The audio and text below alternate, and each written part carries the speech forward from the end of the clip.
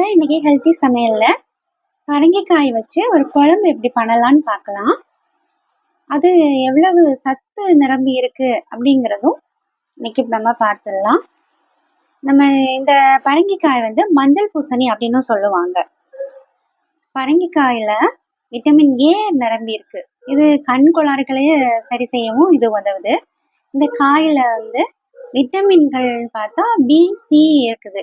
இது இருக்கிறனால விட்டமின் பியும் சியும் இருக்கிறதால இது உடம்புல உள்ள சூட்டை குறைச்சி நல்ல குளிர்ச்சியை தரக்கூடியது இந்த பரங்கிக்காய். இன்னொன்று இது இரும்பு சத்து குறைபாட்டையும் நீக்குது. அப்புறம் தூக்கம் வராமல் இருந்தா இது இந்த பரங்கிக்காவை என்ன பண்ணணும்னா, நல்ல தூக்கம் வர்றதுக்கு ஒரு டம்ளர் பரங்கிக்காய் சாறு எடுத்துக்கணும். அந்த பரங்கிக்காய் சாறுக்கு கூட கொஞ்சம் தேன் கலந்து அதை நம்ம அடிக்கடி குடிச்சிட்டே வந்தோம்னா தூக்கம் நல்ல நிம்மதியான தூக்கம் வரும். இது கல்லீரலுக்கும் நல்லது. அதுக்கப்புறம் இது ஒற்றை தலைவலி, மைக்ரேன் அப்படின்னு சொல்லுவாங்கல்ல, ஒற்றை தலைவலி, அந்த தலைவலியும் இது சரி செய்யும். நோய் எதிர்ப்பு சக்தியை அதிகமாக கொடுக்கும்.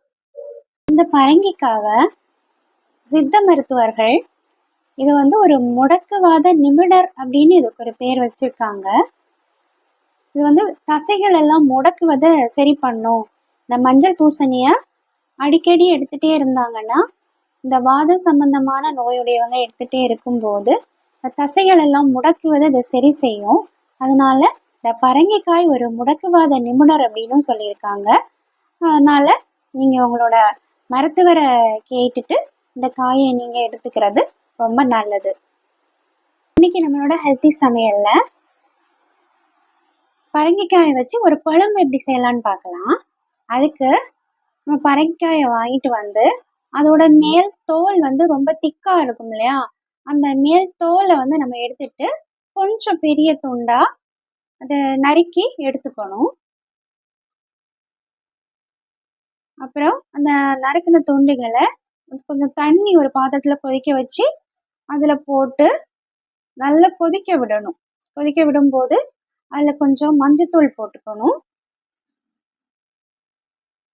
கொஞ்சம் உப்பு போட்டுக்கணும், கொஞ்சம் பெருங்காயத்தூள் போட்டு நல்லா கொதிக்க விடணும். அப்போ அந்த காய் நல்லா வேகிறது வரைக்கும் நம்ம அதை கொதிக்க வச்சுட்டு கொஞ்சமா துருவின தேங்காய், 8 வரமிளகாய், கொஞ்சம் உளுந்தம்பருப்பு, இது எல்லாத்தையும் வாணல்ல கொஞ்சம் எண்ணெய் ஊற்றி அதுல நம்ம எடுத்து வச்சிருக்கிற வரமிளகாய், பச்சை மிளகா, உளுந்தம்பருப்பு எல்லாத்தையும் போட்டு நல்லா வறுத்து எடுத்து அதில் கொஞ்சம் துருவின தேங்காயும் போட்டு நல்லா வதக்கி எடுத்து ஆற வைக்கணும்.